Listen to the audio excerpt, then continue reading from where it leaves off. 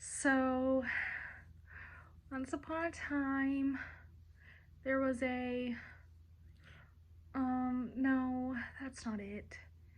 Once upon a time, there is, no, that's not it either. Okay, once upon a time, I don't remember. We all know these people. They tell a story and they have no idea where they're going. They have no idea what's going to happen next. And they just are telling you just to get it out of their brains. And I don't even think they know what's going on. So, welcome. I'm Bria. Allow me to share a story with you about a girl's freshman year in college. My speech that I chose to go off of is made by Lauren Norris.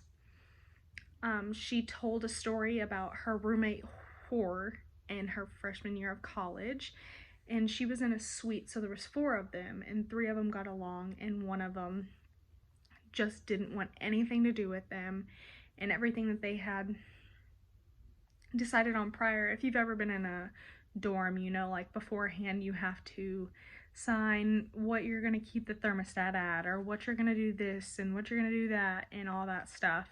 And what they had agreed on prior, she didn't stick to that anymore. And it was just a crazy, horrible experience for her. In my analysis that I gave that speech, to me, she showed a lot of confidence. She definitely just looked so confident, and when she spoke, she had no problem speaking. According to Paul Zach, she releases oxytocin, and she releases oxytocin and we receive it, kind of. It makes us produce the oxytocin, and oxytocin is a chemical that's released by our brain that lets us feel safe and allows us to kind of relate and let somebody in. So that was pretty cool. And then another thing that I thought the speech did very, very well, according to Professor Warren, was it was very sticky. I will probably never forget half the things she said about what she went through, because that is crazy and it is way, way scary. Like, I would not want that to happen. The last thing, I thought it was very powerful.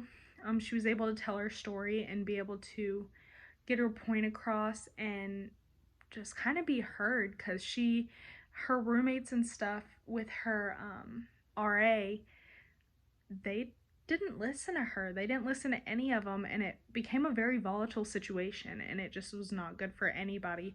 So it was very powerful. If I had any like suggestions to give to her, I would have a clear structure, and that comes from Masterclass. It's an article online that I found.